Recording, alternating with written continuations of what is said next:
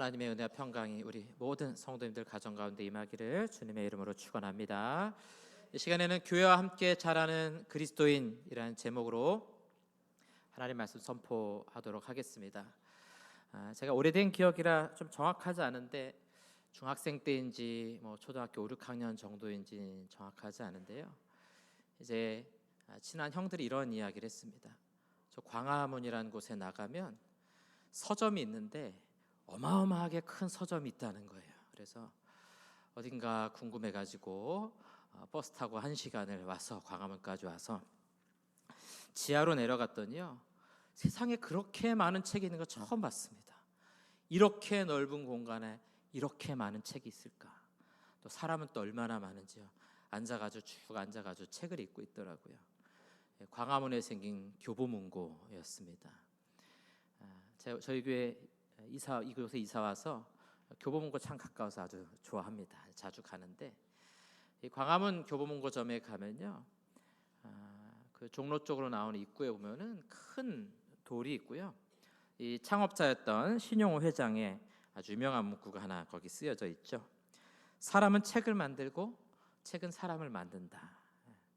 그 서점 쇼핑백이나 이렇게 띠지에 보면 항상 그 문구가 있습니다. 제가 좋아하는 문구인데요. 오늘 성경 말씀 보니까 비슷하게 바꿔서 표현할 수 있을 것 같아요. 그리스도인은 교회를 세우고 교회는 그리스도인을 세운다. 이렇게 충분히 바꿔서 표현할 수 있을 것 같습니다. 저는 지난주 말씀을 통해서 예언의 은사, 이 목회자들이 해야 될 일은 성도들을 온전하게 하고 봉사일을 하게 하고 또 교회를 세우는 것, 이것이 목회자의 사명이고 저와 여러분들이 해야 될 일이다, 이렇게 말씀드렸습니다. 우리가 자칫 오해하면 교회는 맨날 우리에게 무슨 일을 시키는가, 뭘 하라 그러지, 이렇게 피곤하게 만들지, 이렇게 생각할 수 있습니다. 여러분, 교회 사역이 우리에게 피곤하게 느껴지고 자꾸 교회는 우리를 힘들게 만드는 것이다 생각하는 것은 우리 교회를 잘못 이해하고 있는 것입니다. 오히려 그 정반대라는 거예요. 교회가 우리를 세워가고 있다라는 것이 오늘 설교 말씀의 가장 중요한 핵심입니다. 자, 우리가 어떻게 세워지고 온전해지는가? 오늘 읽은 이 말씀 가운데 세 가지로 이야기합니다. 우리의 성장의 목표와 삶의 내용과 방법, 어떻게 우리는 성장하고 자라가는가, 이렇게 이야기하고 있는데요. 제일 먼저 성장의 목표에 대해서 살펴보겠습니다. 13절 말씀입니다. 여러분 성경책 다 보십시오. 13절 같이 한번 읽어볼까요? 우리가 다 하나님의 아들을 믿는 것과 아는 일에 하나가 되어 온전한 사람을 이루어 그리스도의 장성한 분량이 충만한 데까지 이르리니. 믿음의 대상은 하나님의 아들 예수 그리스도다, 아주 분명하게 말씀하고 있죠. 믿는 것과 아는 것이 하나가 되어야 된다. 이건 뭐냐면 그냥 믿습니다가 아니라 우리 예수님을 알아가는 것, 어떻게 알아갑니까? 문자로 알아가는 것이 아니라 우리의 삶의 깊은 관계를 통해서 깊이 알아나가는, 표면적인 이해 이상의 깊은 지식으로 나아가는 것, 그 하나가 되어야 된다는 것이고요. 온전한 사람을 이루어, 이 표현은 어른이 된다, 이런 뜻이에요. 14절에 나오는 어린아이와 대조적인 표현입니다. 그리스도의 장성한 분량이 충만한 데까지 이른다. 그러니까 우리가 성장하면 성장할수록, 성숙하면 성숙할수록 그리스도의 장성한 분량이 충만한 데까지, 그리스도만큼 우리가 성장하고 자라가게 된다 하는 것이죠. 그래서 우리 신앙의 성장의 목표는 아주 분명해요. 우리가 믿는 하나님의 아들 예수 그리스도, 그분만큼 자라가고 그분을 닮아가게 되는 것, 그것이 우리의 온전한 성숙이다, 이렇게 말씀하고 있습니다. 율곡 이이가 썼던 경목요결 그 1장이 제목이 입지입니다. 입지. 학문을 한 사람은 뜻을 세우라는 거죠. 무엇을 할 것인가, 어디에 이를 것인가. 사실 공부가 그렇잖아요, 여러분. 공부할 때 목표가 없으면 공부가 잘 안 됩니다. 내가 무엇을 하겠다라는 분명한 목표가 있어야 공부가 되는 것이고 학문이 되는 것이죠. 수학을 배우는 학생들은 오늘 이 수업 시간에 뭘 배울 것인가, 선생님들은 사실 말하는데 학생들 잘 와닿지 않죠. 내가 오늘 미분을 배울 것인지, 영어를 배운다면 오늘 동명사를 배울 것인지, 이게 무엇인지 정확하게 목표가 있어야 되는 것이죠. 저와 여러분들의 인생에 성장의 목표는 분명합니다. 그리스도의 장성한 분량이 충만한 데까지 자라나가시는 우리 모든 성도들 되시기를 주님의 이름으로 축원합니다. 그러면 어떤 일이 벌어지는가? 14절에 보니까요, 이는 우리가 이제부터 어린아이가 되지 아니하여 사람의 속임수와 간사한 유혹에 빠져 온갖 교훈의 풍조에 밀려 요동하지 않게 하려 함이라. 그러니까 여기서 말하는 어린아이는 순수한 모습, 그걸 말하는 것이 아니라, 순수한 건 좋은데 무언가를 잘 모르는 그런 모습. 그래서 어린 아이들 학교 갈 때 엄마 아빠가 뭐라고 말합니까? 모르는 아저씨가, 모르는 아줌마가 와서 아이스크림 사준다고 따라가면 안 된다. 그 얘기 왜 하세요? 속을까봐. 최근에도 그런 일이 있었다면서요. 학교 앞에서 엄마 친구야, 나 따라와. 따라갔다는 거죠. 에베소 교회 성도들에게 영지주의라든가 세상의 철학이라든가 이런 사상으로 성도들을 미혹하잖아요. 그러면 그런가 하고 따라간다는 거죠. 성숙해야만 그러지 않는다는 거죠. 지금 시대도 마찬가지예요. 이게 좋다, 저게 좋다, 거기에 막 마음이 흔들리잖아요. 여러분, 우리 성숙한 그리스도인들은 세상의 소리에, 세상의 말에 이리저리 흔들리지 않습니다. 하나님의 말씀에만 굳게 뿌리를 내려서 흔들리지 않게 될 줄로 믿습니다. 오늘 우리 모든 성도들이 그렇게 그리스도의 장성한 분량이 충만한 데까지 자라가셔서 흔들림 없는 성도들 되시기를 주님의 이름으로 축원합니다. 자, 그러면 성장의 내용, 우리는 어떻게 살아가는 것이 그 성숙한 모습인가? 예수님의 모습이에요. 15절 말씀 보니까요, 오직 사랑 안에서 참된 것을 하여 범사에 그에게까지 잘할지라. 그는 머리니 곧 그리스도라. 사랑 안에서 참된 것을 한다. 이 참된 것은 진리라는 뜻이기도 합니다. 이 두 가지가 한 번에 나타나신 분이 있으니 바로 예수님이십니다. 요한복음 1장 14절과 요한일서 4장 10절 두 개를 좀 제가 비교해 드렸는데요, 노란 글씨 잘 보시면 됩니다. 요한복음 1장 14절은 말씀이 육신이 되어, 이 말씀 로고스 예수님 말하거든요. 은혜와 진리가 충만하더라. 예수님 자신이 진리인 거죠. 지금의 시대는 포스트 모던 시대, 진리라는 건 없다는 시대 아니에요. 뭐 저자가 무슨 말을 해도 읽는 사람이 느끼는 게 중요하다. 지금 이 시대 철학 사조 아닙니까? 누가 뭐라 그래도 그냥 다 내가 기준이고 내가 옳다고 생각하는 것이 맞는 것이지. 그게 이 시대의 아주 거대 담론이죠. 그러나 보편적인 영원히 변치 않는 진리가 있으니 바로 하나님의 아들이신 예수 그리스도이시다. 요한일서 4장 10절은요, 사랑은 여기 있으니 하나님이 우리를 사랑하사 그 아들을 이 땅에 화목제물로 보내셨다. 그러니까 예수님 자신이 사랑이라는 거죠. 그러면 사랑 안에 참된 것을 한다, 이 말은 뭐냐면 예수님이야말로 사랑 안에서 참된 것을 하신 분, 사랑과 진리라는 것은 예수님 안에만 있다 하는 것이죠. 그러니까 저와 여러분들이 예수님을 닮아가고 그리스도의 장성한 분량이 충만한 데까지 성장하면요, 뭘 한다는 거예요? 사랑 안에서 진리를 믿고 참된 것을 하는 삶, 그게 우리의 삶의 모습으로 드러나게 될 것이다 하는 겁니다. 그럼 세 번째, 오늘 설교의 가장 중요한 원리인데요, 어떻게 우리가 선생님으로 친다면 교수법에 해당이 되겠죠. 학교 같으면 강의를 할 건지, 아니면 너희들 토론하든지, 아니면 누가 발표를 하면 거기에 대해서 디베이팅, 서로 논의를 하든지 이렇게 하라는 거죠. 그러면 우리가 어떻게 자라갑니까, 여러분? 어떻게 그리스도의 장성한 분량이 충만한 데까지 우리가 자라갈 수 있습니까? 16절 말씀에 중요한 답을 우리에게 줍니다. 자, 16절 말씀 같이 한번 합독해서 읽겠습니다. 그에게서 온몸이 각 마디를 통하여 도움을 받음으로 연결되고 결합되어 각 지체의 분량대로 역사하여 그 몸을 자라게 하며 사랑 안에서 스스로 세우느니라. 아멘. 여러분, 성경 잘 가지고 오셔서 읽으셔서 감사합니다. 정 없으신 분들은 뒤에 있는 거 쓰시고요, 될 수 있으면 다 하나씩 가지고 다니시고, 집에도 없어요 그런 분들은 꼭 하나씩 사시기 바랍니다. 교회에서 안 사주나요? 그러지 마시고 여러분 돈 주고 사셔야 그 사랑하는 성경책이 되는 거예요. 그렇죠? 나의 사랑하는 책 어떻게 하면 된다고요? 돈 주고 사시면 됩니다. 자, 여러분 잘 보세요. 그리스도에게서 온몸이 각 마디를 통해 도움을 받고 연결되고 결합되어 몸을 자라게 하며, 그러니까 이건 교회를 말하는 거거든요. 머리가 그리스도이시오, 몸은 교회라는 거예요. 여러분, 교회는 뭡니까? 이 건물이 아니에요. 이거는 영동제일교회 예배당, 이렇게 저는 새가족교회 갈 때 꼭 비유해요. 여러분, 국회가 열린다, 그 말은 국회의사당 문 열어놨다 이런 뜻이에요? 아니면 국회의원들이 모였다는 뜻이에요? 국회의원들의 모임이죠. 국회의사당은 의사당, 건물이에요. 건물. 아무리 건물이 있어도요, 국회의원들이 모이지 않으면 국회가 아니에요. 교회는 에클레시아, 부름받은 백성, 이 민회라는 성도들의 모임이 교회예요. 그리고 이 모임의 머리는 예수 그리스도라는 것이죠.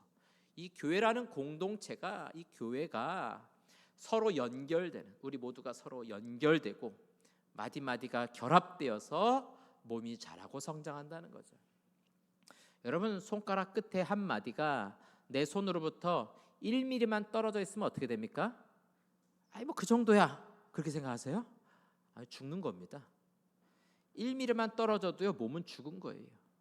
우리 성도는 그리스도의 몸인 교회라는 공동체 안에 딱 붙어 있을 때 머리 대신 예수 그리스도로부터 은혜와 진리가, 하나님의 사랑이 흘러가서 자라게 된다는 것이죠. 절대 떨어지면 안 돼요. 여러분, 나무를 잘 보세요. 우리 이제 작은 나무는 뭐 1m, 2m, 3m 이러지만 큰 나무는요 수십 미터씩 자랍니다. 생물학자들이 신기한 게, 아니 그 나무 뿌리에서 수분과 영양분이 어떻게 수십 미터를 올라가지? 이게 너무 신기한 거예요. 우리 학교 다닐 때 그런 실험했습니다. 이 모세관 현상을 통해 물이 끌어올라가는데 종이에다가 큰 대에다 물을 붓고 이 한지를 집어넣었더니요, 물이 이렇게 쭉 딸려 올라오는 거예요. 모세관 현상 때문에. 근데 올라오다가 멈춰요. 더 이상 못 올라가는 거죠. 중력도 있고 이 끌어올리는 힘의 한계가 있죠.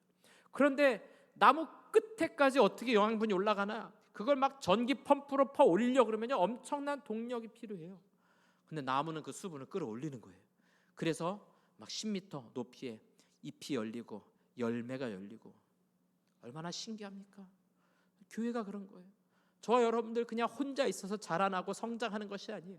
예수님 닮는 것은 그냥 혼자 되는 것이 아닙니다. 그리스도의 몸인 이 교회 안에 우리가 접붙여 있을 때, 공동체 안에 속해 있을 때 우리가 비로소 자랄 수 있는 거죠. 그러니까 교회가 아니면 그리스도의 장성한 분량이 충만한 데까지 자랄 수 없다는 겁니다. 저와 여러분들은 우리 교회 안에 함께 연결되고 결합되어서 그리스도로부터 은혜를 공급받아 건강하게 성장하고 자라갈 수 있기를 주님의 이름으로 축원합니다. 많은 사람들이 이렇게 말을 해요. 특히 요즘엔 더 하죠. 교회 꼭 가야 됩니까? 나 혼자 신앙생활하면 안 됩니까? 또 어떤 분들이 이렇게 말해요.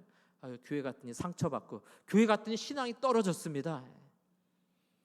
그래서 과거에는 어떻게 했냐면은 혼자 집에서 말씀 읽는 분들, 그게 좀 불편하면은 교회를 가긴 가는데 저 모르는 교회, 큰 교회 가가지고 혼자 조용히 예배드리고 집에 가는 분들, 그런 분들도 있죠. 요즘은 그것도 안 해요. 요즘은 그냥 집에서 스마트폰 꺼내가지고 유튜브 들어가면요 얼마나 많은지 몰라요. 또 내가 원하는 말씀도 들을 수 있어요. 오늘은 위로에 대한 말씀 드릴까? 위로, 설교 검색하면 수도 없이 많은 설교들이 나옵니다. 교회에서 뭐 조직신학, 교리 뭐 가르쳐줍니까? 유튜브 가면 많아요, 여러분. 요즘에 신학교 안 가도요 다 배울 수 있어요. 조직신학, 성경신학, 교회사, 뭐 없는 게 없습니다. 없는 게 없어요. 헌금은 뭐 어려운 기간에 보내면 되죠, 그렇죠? 편하게 신앙생활 할 수 있는 길이 많아요. 여러분, 그런데도 불구하고 우리가 교회에 소속이 되고 교회라는 공동체 안으로 들어와야 됩니까? 라고 질문한다면 오늘 바울은 말하고 있는 거예요. 각 마디를 통해 도움을 받고 연결되고 결합되어서 몸이 자라고 사랑 안에서 스스로 세우느니라. 두 가지 측면에서 조금 더 보충해서 말씀드린다면, 소극적인 측면에서 말씀드리면 교회에 약한 점이 있죠. 물론 있습니다. 마르바던이라는 신학자는 이렇게 말해요. 세상에 존재하지 않는 특별한 공동체다. 세상과 달리 내가 싫어하는 사람도 있고 나를 미워하는 사람도 있고 내가 미워하는 사람도 있고, 그런 다양한 사람들이 모인 공동체를 통해 우리는 자라가고 성숙한다, 이렇게 표현하고 있어요. 그렇죠, 여러분. 교회 안에는 내가 좋아하는 사람만 있지 않습니다. 어떻게 가능합니까? 불가능하죠. 나하고 불편한 사람, 뭐 교회뿐만 아니라 우리 작은 전도회든 구역이든 부서든 그럴 수 있거든요. 그럼에도 불구하고 그 안에 들어와야 되는 거예요. 교회는요, 내가 싫어하는 사람하고도 같이 밥을 먹는 곳이에요. 교회는요, 나를 미워하거나 내가 미워하는 사람하고도 같이 손을 맞잡고 일을 해야 되는 곳이 교회예요. 예수님께서 12제자를 부르셨죠. 아주 다양합니다. 갈릴리의 어부들, 못 배운 사람들이에요. 무식한 사람들이라고 부르는 그 시대의 사람들이에요. 부릅니다. 마태, 세리죠? 공부 많이 했어요. 여러분 마태복음 읽어보세요. 설교가 얼마나 긴지 몰라요. 그렇죠? 마태만 할 수 있는 겁니다. 다른 사람 못해요. 똑똑한 사람도 알아. 돈 많은 세리도 알아. 막 열혈분자, 막 질롯, 시몬, 뭐냐면 이 과격한 분자죠. 너도 알아. 제자로 부르신 거예요. 야고보와 요한 막 혈기가 엄청납니다. 복음을 받아들이지 않았더니요, 예수님 하늘에서 그냥 불이 떨어져 가지고 그냥 저 마을을 다 불태워 버리시죠. 아주 잔인한 사람들 아닙니까? 베드로처럼 나서기 좋아하는 사람도 있었어요. 마지막에 유다, 가룟 유다 어때요? 돈 좋아하는 사람. 얼마나 좋아하는지 예수님 돈 주고 돈 받고 팔아버렸잖아요. 근데 예수님께서 요한복음에 보니까 자기 사람들을 끝까지 사랑하시니라 그랬어요. 12제자를 발을 씻깁니다. 물 떠가지고 발을 씻기는데 한 사람 한 사람 씻기다가 가룟 유다 보고 너 나 팔 거잖아. 너는 통과다. 그렇게 안 하셨어. 자기를 팔 사람까지도 발을 씻기셨다고요. 여러분 보세요. 은삼신랑 예수님 팔아버렸어요. 누가 나를 장기 매매하는 데다가 5천만 원 주고 팔아버렸으면 여러분 그 사람 어떻게 하실 거예요? 교회는요, 그런 사람들과 함께 어울리는 걸 배우는 거예요. 여러분 그게 십자가 아니에요? 십자가가 뭡니까? 나를 창으로 찔렀던 로마 군인까지 용서하는 곳이 십자가예요. 스데반이 자기를 돌로 치는 유대인들 앞에 죽어가면서 뭐라고 말합니까? 주여 저들의 죄를 저들에게 돌리지 마옵소서. 여러분 교회가 아니면 이 십자가를 어디서 배웁니까? 세상에서 배울 수 있어요? 그렇게 용서할 수 있는 공동체가 세상에 있습니까? 세상에서는요, 내가 원치 않으면 안 가면 그만이에요. 동창회 나갔는데 하도 자식 자랑하는 거 그냥 보기 싫어가지고 아유 난 쟤 보기 싫어서 다음부터 안 나간다. 그거 그만이에요, 여러분. 요즘엔 직장도 그러잖아요. 가다가 누구 싫으면 아유 안 가. 누가 비난해요? 교회는 그런 곳입니다. 교회는요, 좋으나 싫으나 그리스도의 몸인 공동체예요. 그리고 그 관계를 통해, 어렵고 불편한 관계를 통해 예수님의 십자가를 배우고 예수님의 용서를 배우는 곳, 그것이 교회라는 거예요. 여러분 십자가를 배운다는 거 뭡니까? 예수님의 사랑을 배운다는 거 뭡니까? 좋아하는 사람들만 어울리는 게 아니에요. 나와 스타일이 안 맞아도, 내가 싫어하는 사람이라 할지라도, 나에게 상처를 준 사람이라 할지라도 내가 그들의 발을 씻기겠습니다. 그걸 배우는 곳이 교회이고 그리스도의 몸인 공동체가 우리에게 알려주는 것입니다. 여러분 교회는 약점이 있습니다. 부족한 점이 있어요. 완전한 교회는 세상에 없습니다. 그러나 그 부족한 허물 많은 교회가 완전한 그리스도의 몸이요, 저와 여러분들에게 십자가를 알고 배우게 해준다는 점에서 완전한 그리스도의 몸, 하나님이 사랑하시는 교회라는 사실을 오늘 저와 여러분이 믿고 고백하시기를 주님의 이름으로 축원합니다. 조금 더 적극적이고 긍정적인 측면에서 살펴본다면 존 스토트는 이렇게 말합니다. 교회는 세상에 보여주는 대항 문화가 있는 곳이다. 대항 문화, 카운터 컬처. 카운터가 뭐예요? 카운터가 이 반대편에 서 있는 대적일 수도 있지만 짝이기도 하죠. 이게 카운터 그러잖아요. 세상 문화와 대척점에, 그러나 세상 문화의 대안이 될 수 있는 문화를 가지고 있는 곳이 교회라는 것이죠. 사랑과 진리라는 것으로 만들어진 이 교회 공동체가 세상에 없는, 세상에서 하나님의 나라를 보여줄 수 있는 특별한 문화가 있는 공동체라는 겁니다. 저희 어머니가 이 은평구 쪽에 있는 교회를 다니시는데요. 제가 몇 년 전에 거기 저녁 부흥회 이렇게 설교를 한번 하러 간 적이 있습니다. 이 설교를 하면서 마지막쯤에 가서 거기 있는 성도들에게 제가 인사를 했어요. 여러분 감사합니다. 이렇게 인사하면서 저희 어머니가 아들이 둘 있지만 각자 또 바쁘고 일하고 사역하다 보면 어머니 편찮으실 때 어떤 때는 병원 가시고 수술하러 가는데 못 가볼 때도 있어요. 누가 가느냐? 같이 신앙생활 하시는 권사님들이 같이 가주시는 거예요. 서건사 내가 같이 갈 테니까 걱정하지 마. 같이 병원도 가시고 위로도 해주시고 격려도 해주시고. 제가 그 교회 성도들에게 감사하다고 인사드렸어요. 감사하다고. 아들들도 못하는 걸 교회에서 이렇게 돌봐주셔서 감사하다고. 우리 교회도 그런 분들 있잖아요. 누가 아프면 음식도 해다가 갖다 드리기도 하고, 병원에 가야 될 때 같이 운전해서 차 타고 같이 가기도 하고. 누가 합니까, 여러분? 세상에서 그렇게 합니까? 어떤 분도 그래요. 그럼요. 저희 옆집 사람들 그렇게 해줍니다. 세상에도 그런 데가 많습니다. 근데 여러분 엄밀히 잘 따져보세요. 세상의 원리는 뭡니까? 내가 준 만큼 받아야 돼요. 기브앤테이크, 정확하게 거래가 이루어지지 않는, 그게 없으면 불가능합니다. 그러나 교회는 어떻습니까? 내가 이 사람에게 베풀고 돌아오지 않아도 괜찮아요. 여러분, 나는 베풀었는데 저 사람이 안 준다고 너무 서운해하지 마세요. 십자가는 그런 겁니다.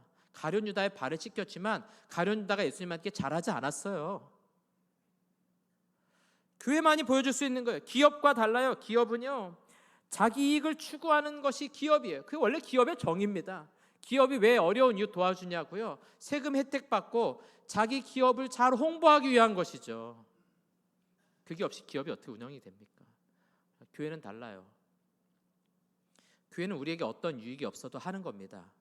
전도하러 나가서요, 전도집 한 사람이 전도지를 버려도 괜찮아요. 인상 쓰지 않아요. 그들이 교회 오지 않아도 괜찮습니다. 이 지역의 어려운 이웃들 우리가 도울 때 그들이 이거 받고 교회 안 와도 괜찮다니까요. 안 왔다고 분내고 막 화내고 그러지 마세요, 여러분. 안 와도 괜찮은 거예요. 사랑은 일방적으로 주고 끝나는 거죠. 돌아오길 기다리는 게 아닙니다. 사랑의 관계가 불행해지는 건 그거예요. 내가 준 만큼 돌려받으려니까 불행해지는 겁니다. 결혼 예비학교 할 때 그 얘기하는 거예요. 내가 이 사람하고 만나서 결혼하면 저 사람이 날 행복해 줄 것이다. 그런 관계가 불행해지는 겁니다. 내가 저 사람을 행복하게 해줄 수 있어서 너무 기쁘다. 이게 진짜 여러분 십자가의 사랑 아니에요? 하나님이 저와 여러분들을 사랑하셨어요. 아들을 죽기까지 사랑하셨어요. 그 사랑 돌려받지 않아도 괜찮다. 교회만이 이런 사랑을 보여줄 수 있는 공동체입니다. 우리 지금 단기 선교팀이 저녁마다 주일날 오후에 모여가지고 열심히 선교 훈련 받고 있습니다. 자기 돈 내고 가잖아요, 그렇죠? 자기 시간 쪼개서 훈련하고요, 휴가 내가지고 갔다 옵니다. 예수님 안 믿는 사람들이 보면 뭐라고 생각할까요? 아니 그 가서 뭐 한다고 그 돈까지 내면서 그 70만 원씩 내면서 거기를 가? 아니 돈 받고 봉사해야지 그걸 돈 주고 해? 휴가까지 내면서? 이해가 안 되죠. 왜 이해가 안 됩니까? 예수님의 십자가 사랑을 경험해 본 적이 없으니까 이해가 안 되는 거예요. 내가 하나님의 그 큰 사랑 받은 사람은 어때요? 내 돈 쓰면서 가도 괜찮아요. 기쁜 거예요. 감사한 거예요. 선교지에 교회를 세웁니다. 학교를 세웁니다. 병원을 세워요. 어떤 사람도 그렇게 말하죠. 뭐 우리나라에도 아직 가난한 사람 많고 불행한 사람 많은데 뭘 선교지까지 교회를 세우고 학교를 세우고 병원을 세우냐고. 여러분 140년 전에 조선에 들어왔던 많은 미국인 선교사들이, 제가 이제 미국인 선교사 주로 이야기하는 것이, 이 땅에 학교 가장 많이 세우고 교회 가장 많이 세운 게 미국 선교사들이에요.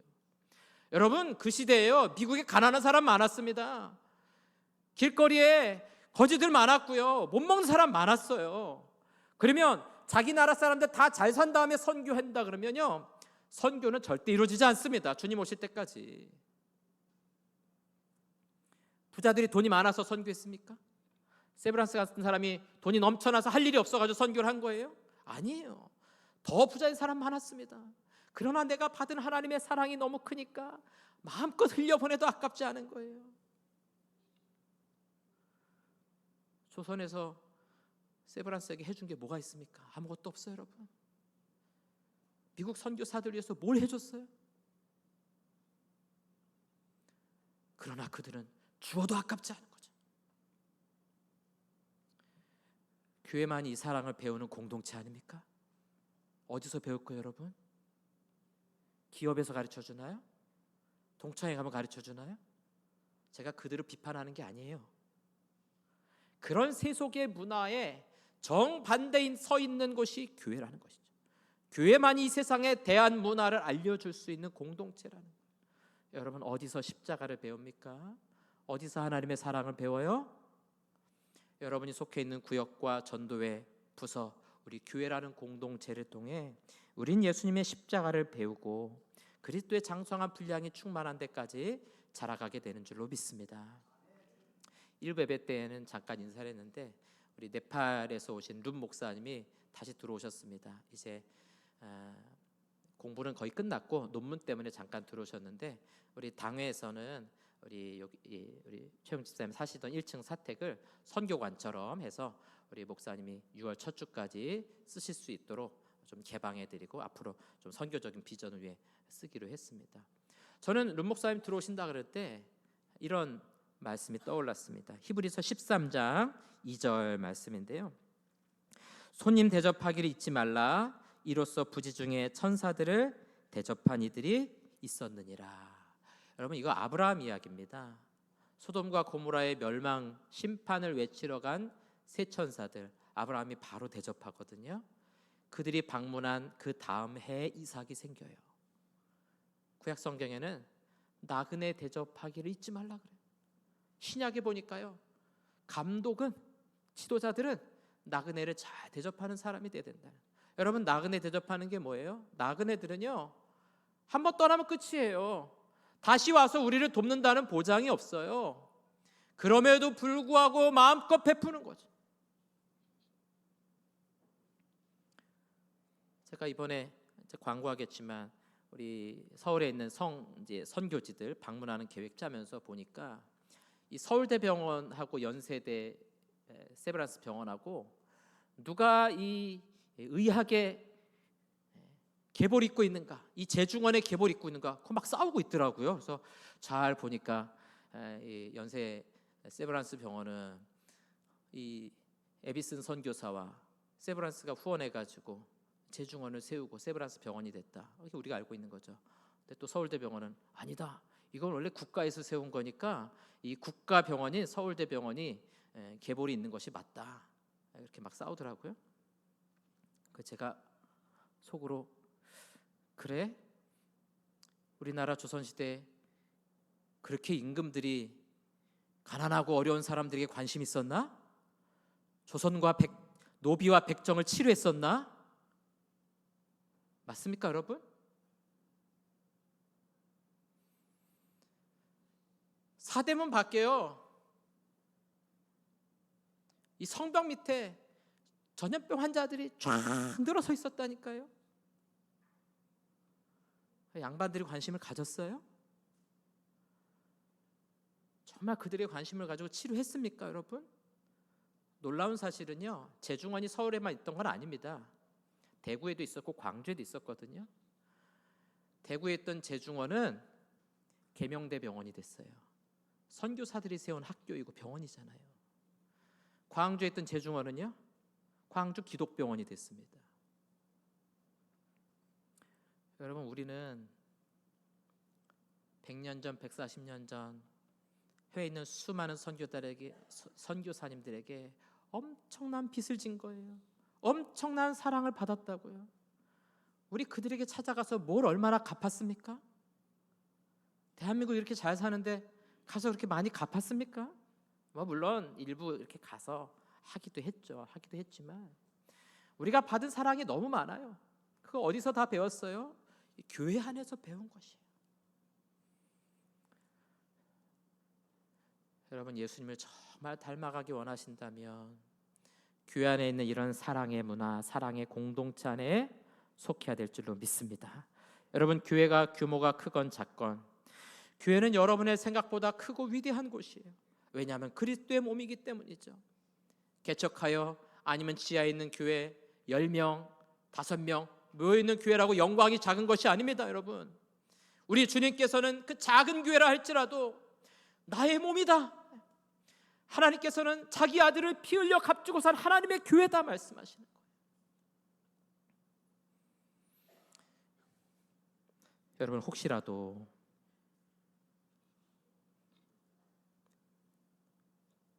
교회를 비방하는 일이 없기를 바라요. 오래전에 있었던 일이지만 제가 속했던 교회도 아니지만 교회 갈등이 일어났어요. 싸우고 나가버렸습니다. 자기 혼자 나간 게 아니라 그 교회에 다니고 있는 성도들을 주기적으로 만나요. 한 달에 한 번씩 만나면서 그 교회 이런 문제 있지, 그 담임 목사님 이게 문제지, 그 부서 이게 문제지, 계속 비방을 하고 비난하니까 그 다니던 성도들까지 교회를 떠나버려요. 이럴 땐 제가 자세히 말 안 했지만 그렇게 한 본인은 공부해가지고 목사 안수 받고 그랬지만 그 떠나간 성도들은 다 방황하고 신앙을 잃어버렸어요. 여러분, 교회를 비방하는 거요, 그리스도의 몸을 비방하는 거예요. 그리스도를 비방하는 거예요. 그럼 마귀가 하는 일입니다. 또 어떤 분들은요, 교회를 평가절하해요.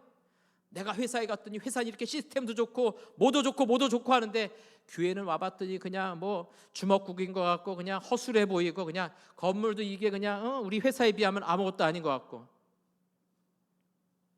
여러분, 잊지 마세요. 그렇게 훌륭하고 위대한 기업이요, 여러분을 내보낸다니까요. 내가 그 기업에 기여할 수 없는 상태가 되면, 능력이 부족한 나이가 들면 나가야 되는 거예요, 여러분. 그러나 교회는요, 칼빈이 말한 것처럼 교회는 어머니예요. 90 먹은 어머니가 70된 아들이 찾아오면 아픈 몸을 일으켜서 기쁘게 아들 위해서 음식을 만들어주고 대접하는 곳이 어머니예요. 교회는 그런 곳입니다. 교회는 진짜 사랑을 어디서 배웁니까? 교회 안에서 배우는 거예요. 오늘 이 자리에 우리 영동제일교회 등록교인들 계시고 다른 교회 교인들도 계세요. 여러분, 여러분이 속한 교회를 뜨겁게 사랑하시기를 바랍니다. 그 교회가 여러분을 살리는 거예요. 등록하지 않은 분들도 계실 거예요. 여러 가지 이유가 있을 겁니까? 교회 상처받아 그런 분들도 계시고 어디 다니러 오신 분도 계시고, 그런 분들은 꼭 등록하셔서 신앙생활 하세요. 내가 교회를 통해 받은 상처보다 교회를 통해 받은 그리스도의 은혜가 훨씬 더 크다는 사실을 꼭 기억하시기 바랍니다. 사랑하는 성도 여러분, 내가 교회를 세우는 것 같지만 반대입니다. 교회가 나를 세워주는 거예요. 교회가 나를 살리는 거예요. 오늘 따뜻한 이 어머니의 품인 교회를 통해서 건강하게 성장하시고 자라가셔서 우리 주님이 기뻐하시는 그리스도의 장성한 분량이 충만한 데까지 자라가시는 우리 모든 성도들 될 수 있기를 주님의 이름으로 축원합니다.